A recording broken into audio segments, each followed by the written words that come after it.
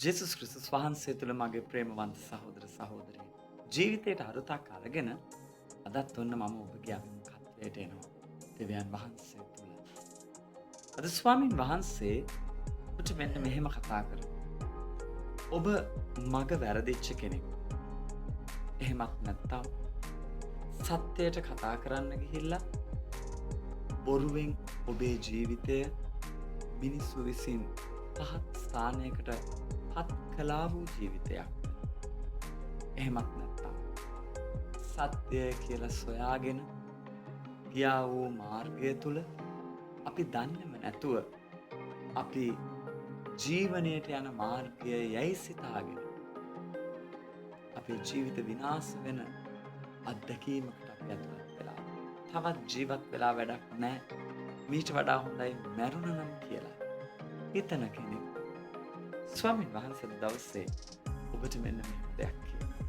ශිදවර යොහන්තුමාට අනුව ලියන ලද සුවිශේෂයේ 14 වන අධිකාරයේ 6 වන පදයේ මෙන්න මෙහෙම සඳහන් කරනවා.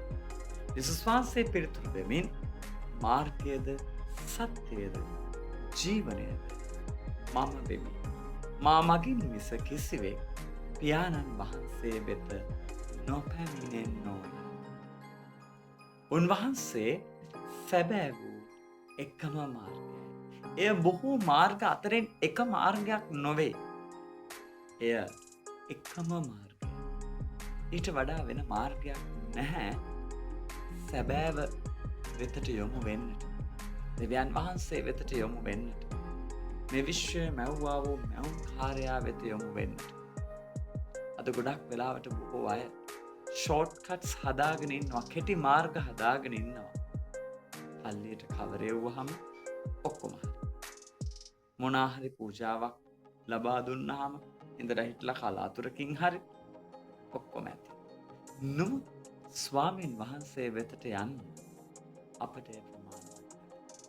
අනේ නිසා අද දවසේ ස්වාමීන් වහන්සේ ප්‍රකාශ කරනවා දෙවියන් වහන්සේ වෙතට ලං වෙන්නට ජේසුස් ක්‍රිස්තුස් වහන්සේ තුල ගමනක් යනවා මිසක වෙන කිසිවක් තුලින් ඒ මාර්ගයට අපේ ජීවිත ලං කරගන්නට නොහැකි බව උන්වහන්සේ කියනවා. ඒ නිසයි උන්වහන්සේ කියන්නේ ඒ මාර්ගය උන්වහන්සේ බව.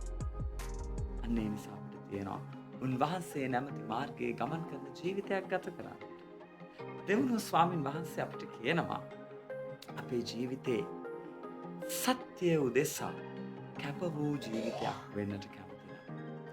එයත් ජේසුස් ක්‍රිස්තුස් වහන්සේ තුලම අරවන්න කියලා. අද අපි ගොඩාක් වෙලාවට අපේ මග වැරදිලා නොයෙකුත් ඇබ්බැහිකම් වලින්, නොයෙකුත් පීඩා වලින්, නොයෙකුත් බෙලහීනකම් වලින්, ඒ වගේම නොයෙකුත් ආකාරයේ ජීවිත ගමන් තුලින් ගැලවෙන්නට බැරිව සිටින ඔබට ස්වාමීන් වහන්සේ කියනවා එකම මාර්ගය උන්වහන්සේ වෙනකොට අන්න ඒ ස්වාමීන් වහන්සේ තුල සත්‍යයට හිස නමන්න කියලා. ඇත්ත පිළිගන්න. සත්‍යය තුල ඔබේ ජීවිතය, ඔබේ දරුවන්ගේ ජීවිතය ගොඩනගන්න. අන්න ඒ විට දරුවන්ගේ ජීවිත මහා විශාල පාරක් ගොඩනැගෙන්නට ආශිර්වාදයක් වෙන්නට.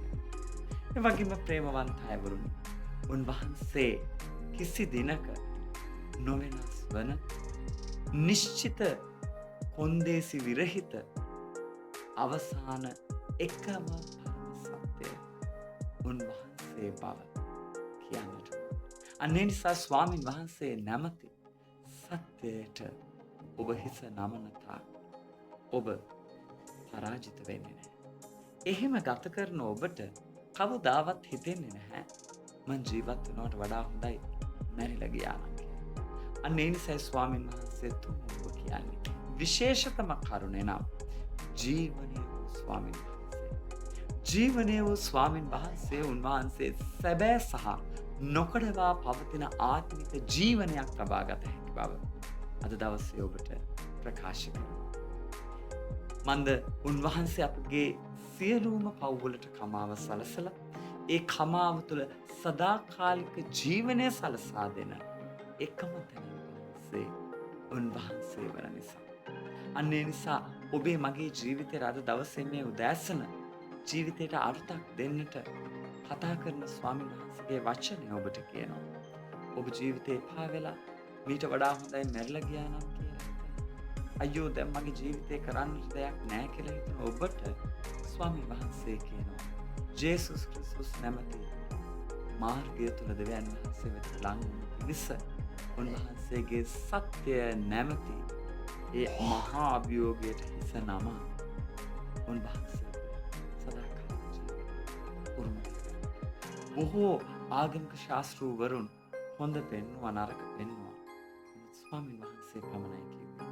ඒ යහපත, ඒ සත්‍ය, ඒ ජීවනය උන්වහන්සේම බව.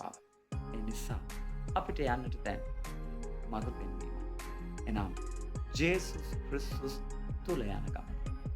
අර්ථවත් ජීවිතය, අලුත්බර ජීවිතය. එසේ නැති අපේ ජීවිත ගමනේ ආශිර්වාදලත් ජීවිත ගමනකට